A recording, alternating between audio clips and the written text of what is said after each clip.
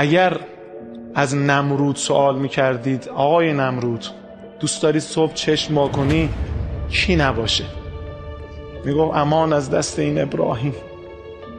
آقای فرعون شما دوست داشتی صبح چشم وا کنی کی نباشه مقابلت؟ میگفت امان از دست این موسی. از ابو سفیان ملعون اگه سوال کنید کی نبود تو راحت بودی؟ اهل کفر. میگفت این پیغمبره. همینجوری از معاویه سوال کنید علی، از یزید ملعون سوال کنید حسین. مردم راستی امروز از مستکبرین عالم سوال کنیم که چشم وا کنید یکی نباشه او کیست؟ امروز این پرچم رو دوش کیست؟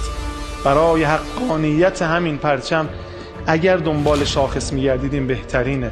آیا جز علمدار این انقلاب اسلامی سید جانباز ماست که ایشون به نیابت از بقیت الله الاعظم این پرچم رو دوش گرفته؟ اگر دنبال حقیت برای اهل فهم، برای اهل دقت، العاقل یکفی بشان. ما ملت شهادتی، ما ملت امام حسینی.